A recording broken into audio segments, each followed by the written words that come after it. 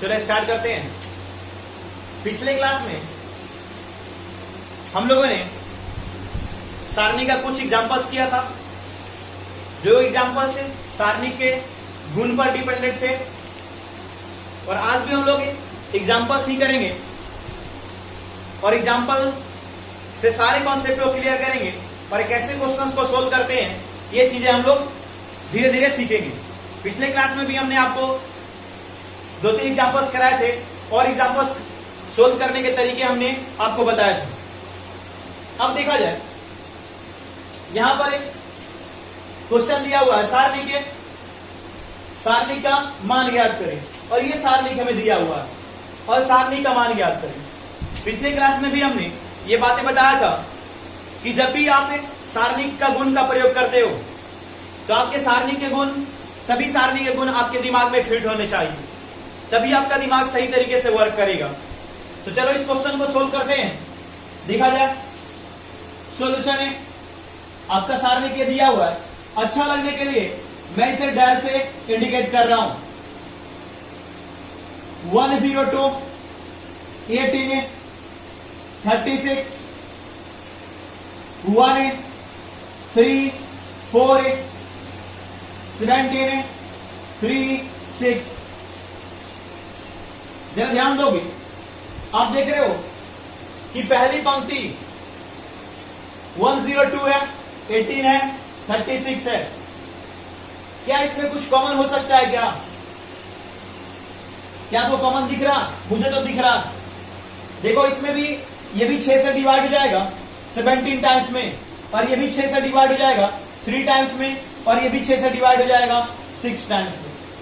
तब तो पहली पंक्ति से 6 कॉमन हो जाता है, और हम लोग ये बातें अच्छी तरह जानते हैं कि किसी भी पंक्ति और स्तंभ से हम लोग कॉमन ले सकते हैं। तो चलो देखोगे, इस पहली पंक्ति से मैं 6 कॉमन ले रहा हूं, 6 में कॉमन ले रहा हूं, तो पहली पंक्ति क्या हो जाएगा? ये 17 हो जाएगा, और ये क्या हो जाएगा? ये 3 हो जाएगा, और ये क्या हो जाएगा? ये 6 हो जाएगा आपका।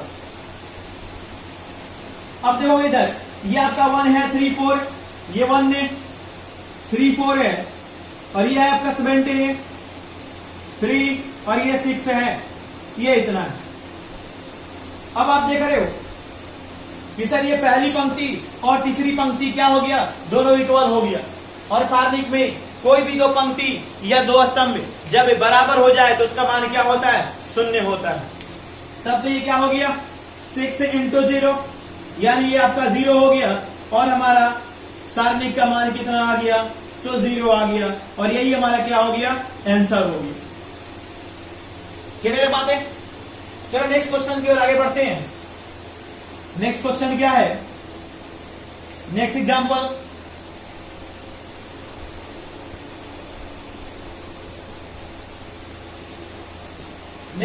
करते हैं।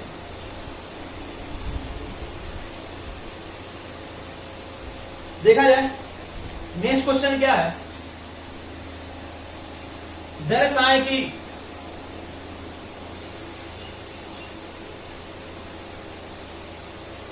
दर्शाइए कि सारणी के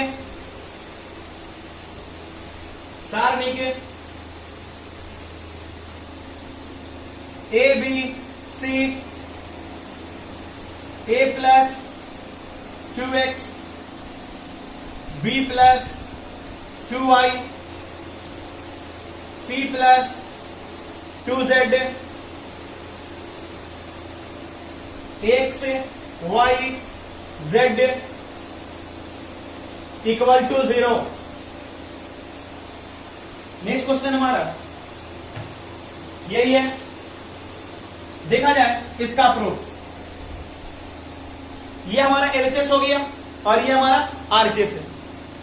हमने बात ये क्लियर किया है कि सारणी में जब भी क्वेश्चंस को हम सोल्व करते हैं हमेशा RHS को देखकर चलते हैं, और RHS हमें बताता है कि इस क्वेश्चन को हमें कैसे सोल्व करना है। तो यहां पर 0 है और यहां पर हमें सारणी का गुण का प्रयोग करना है। तो यहां पर दिख रहा है कि 0 हमें प्रूफ करना है। तो जैसे ही 0 प्रूफ करना है हमारे दिमाग में 3 बातें आती हैं। पहली बात है, कहीं सारणी के दो पंक्ति या दो स्तंभ बराबर तो नहीं है। दूसरी बात है, तभी वैल्यू 0 आता है जब बराबर होते हैं दो पंक्ति या दो स्तंभ। अभी आपने इस क्वेश्चन में भी देखा।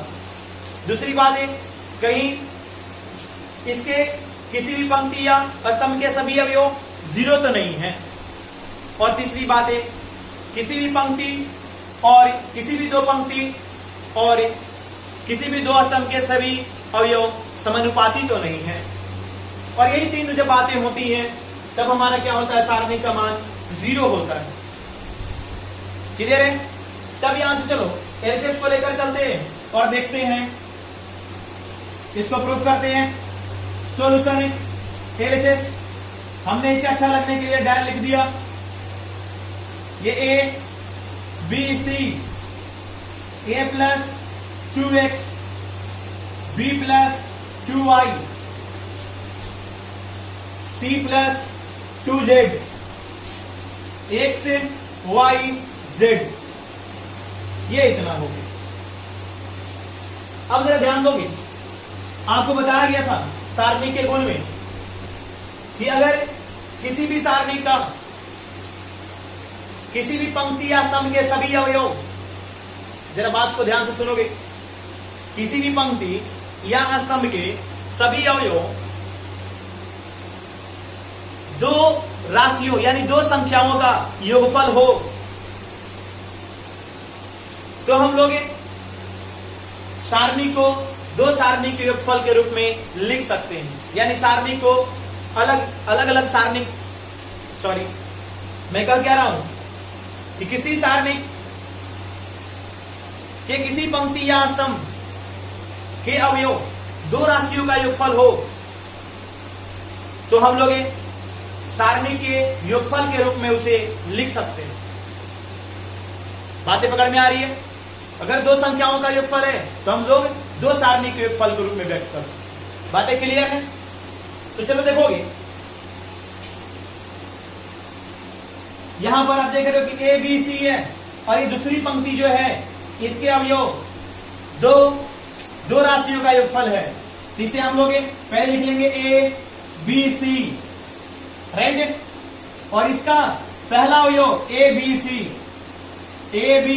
सी और फिर नीचे वाला एक्स वाई जेड, ये बताया गया था आपको।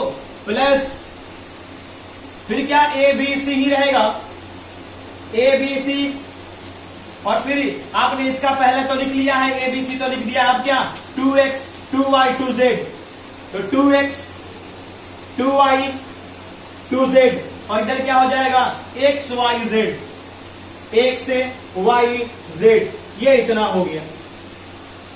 क्या बातें समझ में आ रहा?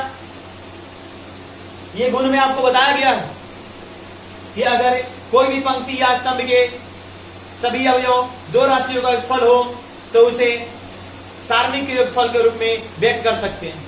देखो इसे क्या हमने एक सारणी किए हो गया, एक सारणी किए हो गया। क्लियर है? तो चलो आगे बढ़ते हैं, जरा ध्यान दोगे।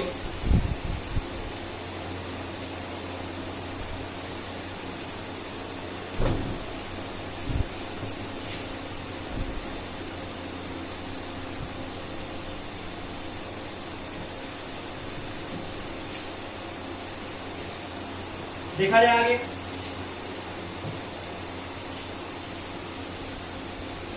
अब देखोगे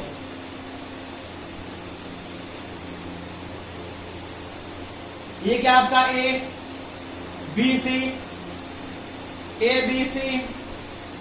एक्स वाई जेड प्लस, आप देख रहे हो इसकी दूसरी पंक्ति में 2 कॉमन है।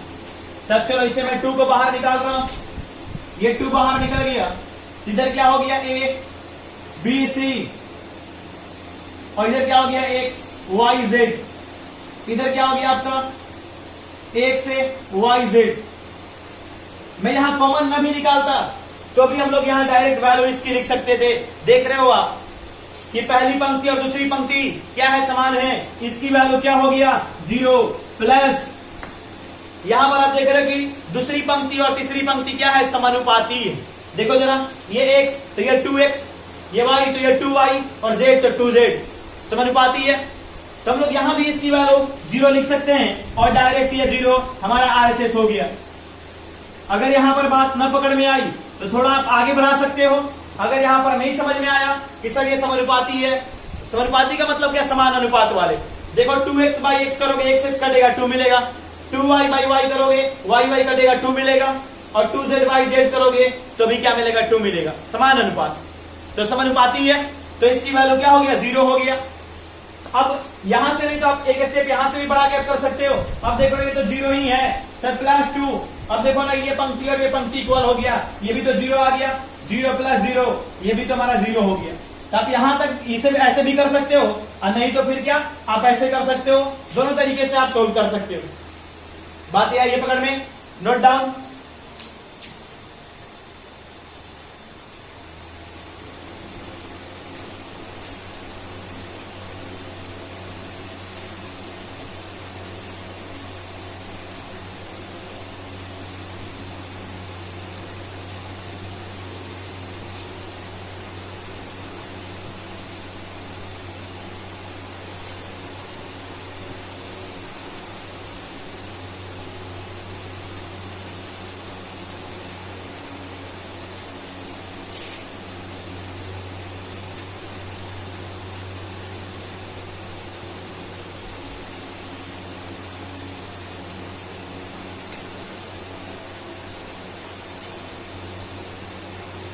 नेक्स्ट क्वेश्चन देखा जाए।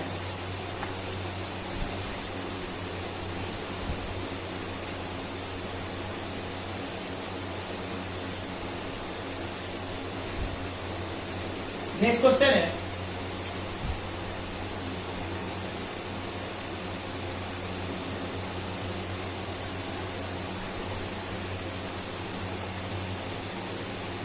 डेल इक्वल टू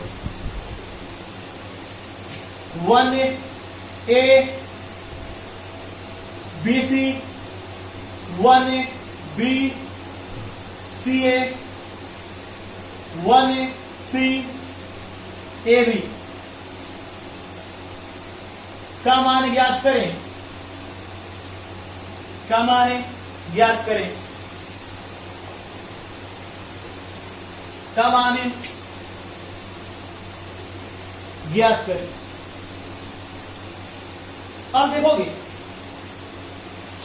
यहां जो क्वेश्चन दिया हुआ है इसमें इसका मान ज्ञात करना है। प्रूफ तो करना नहीं है कि LHS और RHS दिया हो।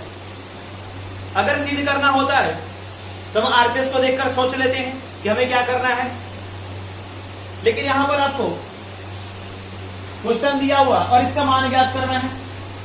अब एक बात जरा मेरी ध्यान से सुनो, मैंने पहले भी इस बात को डिस्कस किया है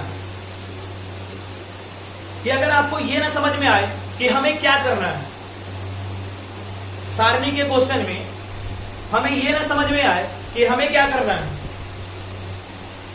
राइट, हमें यह ना पता चले कि आगे हम प्रोसेस क्या करें, तब क्या करना होता है, तब हम बस एक ही काम करें, किसी भी दो अवयव को 0 बना दें और 0 बना देंगे तब हम आसानी से उस क्वेश्चन को सोल्व कर सकते हैं। और नहीं तो अगर आप 0 भी नहीं बना पाते तो आपके पास बेसिक फंडा है, क्या है, प्रसरण कर लो। यही होता है कि प्रसरण थोड़ा मुश्किल होता है, कुछ कुछ क्वेश्चंस का आप प्रसरण कर करके परेशान हो जाओगे और काफी मेहनत करने के बाद आपका आंसर मिलेगा। इसलिए हम लोग क्या करते हैं, गुण का प्रयोग पहले करते हैं। तब इस क्वेश्चन में हम लोग क्या करेंगे, यहां पर हमें कुछ नहीं समझ में आ रहा कि हमें क्या करना है, क्योंकि हमें पता नहीं है कि क्या करना, इसे कितना मान निकालना है। अगर प्रूफ करना होता तो हमें आइडिया मिलता है कि a - b लेकर आना है, कि 0 प्रूफ करना है, क्या प्रूफ करना है, लेकिन यहां पर तो मान ज्ञात करना है। तब देखोगे इसे सोल्व मैं कर रहा हूं, सॉल्यूशन है del equal to 1 1 1 ABC BC CA AB, ये इतना है। हमने क्या कहा कि जब बात ना समझ में आए तो क्या करोगे, किसी दो अवयवों को 0 बना दो। तो चलो बनाते हैं। इसको 1 को 0 बनाने का बेस्ट तरीका आपको बताया गया, किसी भी संख्या को 0 बनाने का बेस्ट तरीका। तो 1 को 0 बनाने का बेस्ट तरीका -1। तब ये 1 किस पंक्ति में है? पहली पंक्ति में R1 चेंज। तो 1 में से क्या घटाओगे? 1। तो R1 में से क्या घटाओगे? तो 1 किसके किसके पास है? R2 के पास भी, R3 के पास भी। तो R2 को भी माइनस कर सकते हैं और R3 को भी माइनस कर सकते हैं, कोई रिस्ट्रिक्शन नहीं है, हमें तो 0 बनाना है। चलो मैं R2 को माइनस कर रहा हूं, R2। चलो देखा जाए, तब तक ये 1 -1 ये 0 हो गया, ये A - B, ये A - B हो गया, और ये क्या हो जाएगा? BC - C है, क्योंकि ये भी R1 और ये भी R2 है, तो BC - C ये हो गया। अब ये 1 रहा, ये B और ये CA, ये 1 ये C और ये AB, ये इतना रहा।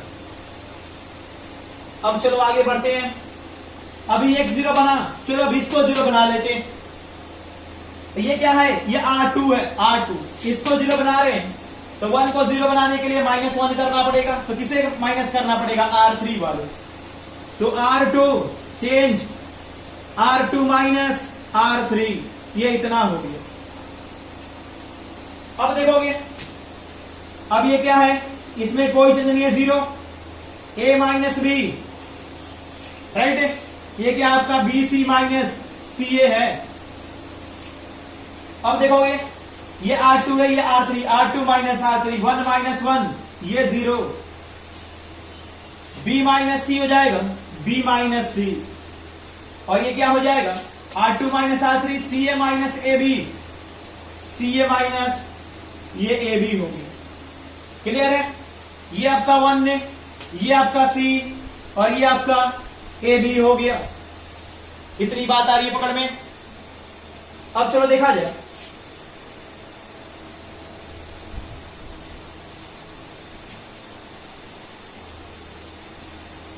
अब इसे सोल्व करते हैं। जरा ध्यान दोगे, 1 में, सॉरी ये 0 है, ये क्या है? A - B। जरा ध्यान दोगे, ये BC - CA है, BC - CA, देख लोगे जरा, BC - CA। अगर मैं इसमें से अगर -C कॉमन निकाल दूं, इसमें से -C, दोनों में से, तो क्या मैं इतना लिख सकता हूं क्या? A - B। अगर बात पकड़ में आए तब भी बोलना। देख लो, -C मल्टीप्लाई करेंगे, -C इंटू A, -CA मिलेगा, देख लो करके, -C इंटू A, -CA, और -C इंटू -B, तो प्लस BC हो जाएगा। और फिर इसको अरेंज कर देंगे तो यही तो मिलेगा, BC - CA। तब तो लिख सकते हैं। चलो लिखते हैं। तब यहां से हमने -C कॉमन ले लिया, तो ये हो गया A - B, और भी आगे चलते हैं। ये 0 है, ये B - C। अब देखा जाए, यहां पे CA - AB है, और यहां से भी मैं -A कॉमन ले रहा हूं, -A। तब ये क्या हो जाएगा? B पहले आ जाएगा और C बाद में, तो ये B - C हो जाएगा। जैसे इसमें -C कॉमन लिया था तो A पहले आ गया था और B बाद में। इसमें -A कॉमन लेंगे तो B पहले आएगा और C बाद में। इधर है हमारा 1C और ये हमारा है AB। बातें आ रहा पकड़ में। अब चलो देखोगे, जरा ध्यान दोगे, देखोगे पहली पंक्ति में क्या कॉमन है? तो आप देख रहे हो कि A - B, A - B, और 0 है, इसमें A - B तो शामिल है। पहली पंक्ति से हमने A - B कॉमन ले लिया। और भी कुछ कॉमन हो रहा क्या? हाँ, दूसरी पंक्ति से क्या? B - C कॉमन हो रहा। दूसरी पंक्ति से हमने B - C कॉमन ले लिया, और ये क्या हो गया? Rest 0 1 -C, 0 1 -A, 1 C AB। अब चलो इसे सोल्व कर लेते हैं। अब बिल्कुल इजी हो गया सोल्व करना। ये हो गया A - B, B - C हो गया हमारा। अब देखोगे, ये पहला तो 0 है, प्लस माइनस प्लस होता है, 0 - 0 +1, क्योंकि 0 अगर इसको हम पकड़ते हैं तो इसको डिलीट करेंगे, इसको लिखेंगे तो 0 इंटू इतना लिखकर कोई फायदा है नहीं, आप ये अच्छी तरह से जानते हो। तो मैं डायरेक्ट लिख रहा हूं। अब ये +1 है तो इसको डिलीट करेंगे तो क्या मिलेगा, इधर मिलेगा ये वाला, क्या मिलेगा 1 माइनस सी, 1 माइनस ए, इतना मिलेगा। अब इसे सोल्व कर लेंगे, a minus b into b minus c, इधर हो जाएगा आपका 0 लिखकर कोई बेनिफिट नहीं, 1 इंटू माइनस ए माइनस ए, 1 इंटू माइनस सी और एक माइनस तो क्या हो जाएगा प्लस सी। अब देखोगे ये a माइनस बी माइनस सी और इसे क्या हम लोग लिख सकते हैं c माइनस ए, और यही हमारा क्या हो गया, आंसर हो गया। यही हमारा क्या मिल गया, इस सारणी का मान निकल गया, a minus B minus A, C minus A. Clear है? यह ऑब्जेक्टिव में भी क्वेश्चंस बहुत बार पूछा जा चुका है, नोट कर लो इसे आप।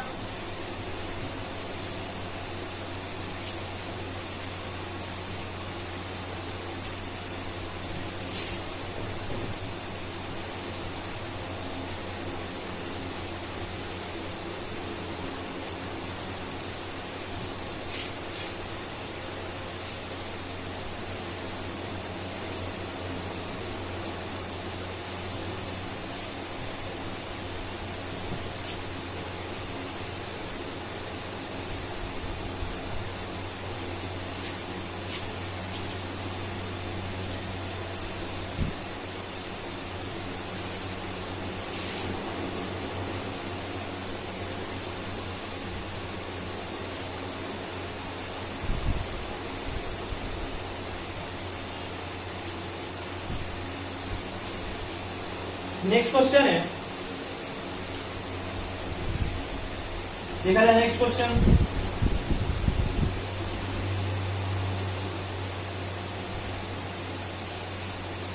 एग्जाम्पल,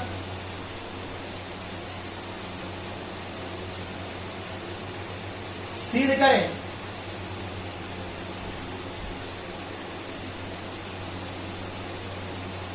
करें सारणी के a plus B,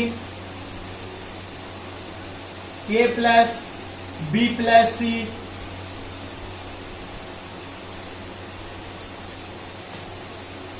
2a 3a plus 2b, 4a plus 3b plus 2c, 3a 6a plus 3b, 10a plus 6b plus 3c equal to a Q.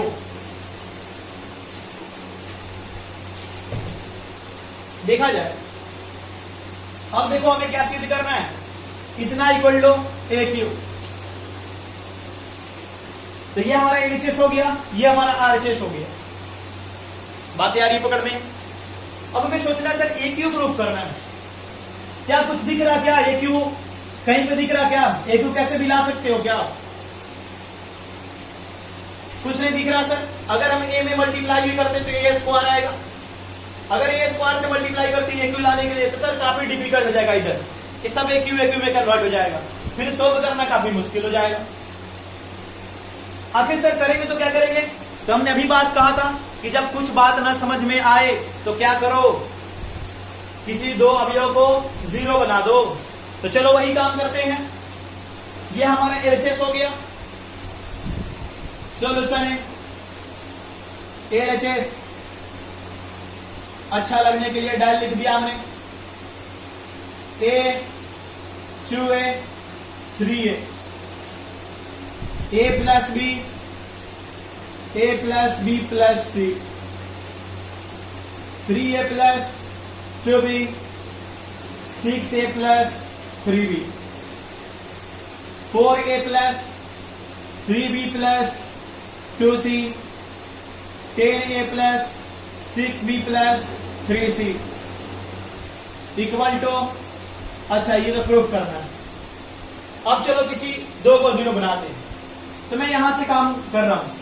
इस 3a को जीरो बनाना आसान है। खैर a को भी जीरो बना सकते हैं, लेकिन a को जीरो बनाने के लिए a को जीरो बनाने के लिए क्या करना पड़ेगा, a माइनस a करना पड़ेगा। तो यहां पर a को जीरो बनाने की a माइनस a, और a माइनस a तो कहीं दिख नहीं रहा है, सब 2a है 3a, राइट। तो बना सकते ऐसा नहीं है, लेकिन हम लोग क्या करते हैं, इजी वाला यूज करते हैं, इजी वाला। तो देखोगे मैं पहले इसे 3a को जीरो बना रहा, 3a को जीरो बनाने के लिए क्या करोगे, 3a माइनस 3a कर दोगे तो जीरो बन जाएगा। अब देखो ना, ये a तो है किसके पास, इसके पास a है ऊपर वाले R1 के पास, ये R1 है या R3, तो हमें क्या R3 में चेंज करना है, तो R3 चेंज, R3 माइनस क्या करोगे, आपको बताया गया है संक्रिया, ये आप मैट्रिक्स में ही बताया गया था व्यू में, क्या करना होता है 3 इंटू ना, क्योंकि R3 क्या है 3a है, ये 3a है, तो 3 माइनस 3 और एक इसके पास है तो R1 के पास है, तो ये R1 हो गया।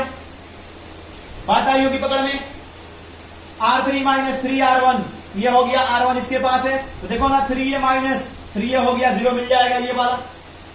चलो अभी संक्रिया का प्रयोग करते हैं, देखा जाए इसमें कोई चेंज नहीं, a plus b, a plus b plus c, ये हो गया 2a, 3a प्लस 2b, ये हो गया 4a plus 3b plus 2c, ये है आपका 3a। अच्छा R3 माइनस 3R1, R3 ये हो गया आपका 3a माइनस 3 इंटू R1 क्या है आपका a है, तो 3a माइनस 3a ये क्या हो जाएगा 0। अब चलो आगे बात करते हैं, ये भी तो हमारा R3 है, तो 6a plus 3b minus 3 into R1, इधर है 3 इंटू R1 क्या है a प्लस b। जब इसे सोल्व करेंगे तो 6a plus 3b minus 3a minus 3b, बात करिए पकड़ में, 3b cancel, 6a minus 3a क्या हो गया, ये 3a हो गया, इधर क्या मिल गया, इधर 3a मिल गया। चलो आगे बढ़ते हैं। अब देखोगे इधर हमारा ये भी R3 है, R3 माइनस 3 इंटू R1, इसके लिए R1 ये हो जाएगा, तो 10a plus 6b plus 3c minus 3 into R1 क्या है हमारा a plus b plus c, इधर हो गया 10a plus 6b plus 3c minus 3a minus 3b minus 3c, ये इतना हो गया। क्लियर है। तब देखोगे ये क्या हो जाएगा, 3c cancel, 10a minus 3a 7a हो गया, 6b माइनस 3b ये 3b हो गया, तब हमें क्या मिल गया 7a प्लस 3b मिल गया, ये इतना हो गया।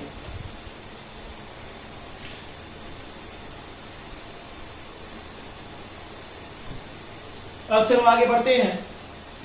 अब ये तो हमारा जीरो मिल गया, अब चलो इसे जीरो बनाते हैं 2a को, कौन सा है दूसरी पंक्ति R2 में चलो, तो R2 माइनस क्या करना पड़ेगा 2 इंटू किसको मल्टीप्लाई, तो R1। आई बात पकड़ में। चलो अभी संक्रिया का प्रयोग करते हैं, इसमें कोई चेंज नहीं है, पहली पंक्ति में a plus b, a plus b plus c, दूसरी में चेंज है, देखोगे R2 है 2a माइनस 2 इंटू R1 क्या है a, तो 2a माइनस 2a क्या हो गया, ये 0 हो गया।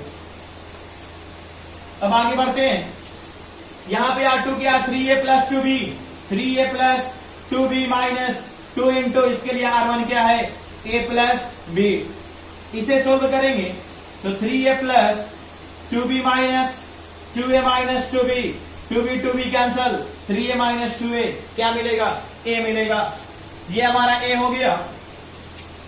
बात क्लियर है, समझ में आ रहा।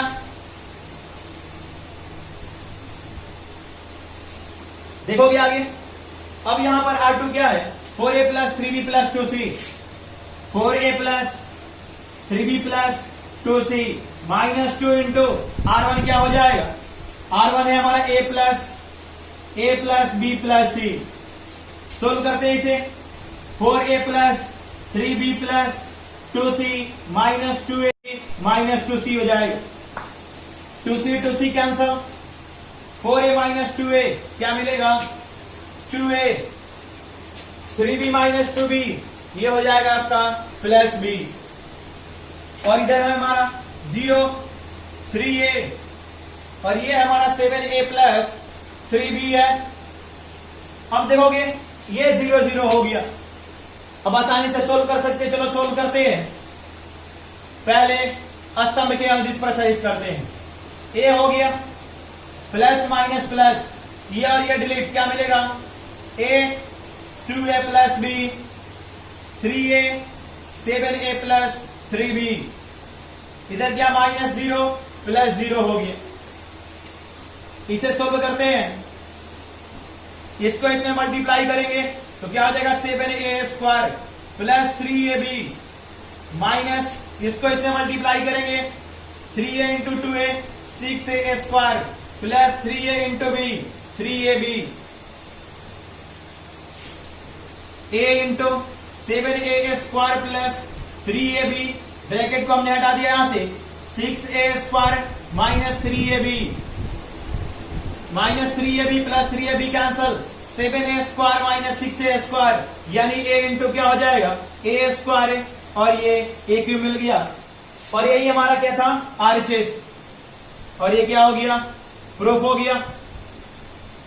क्लियर है बातें, क्लियर है।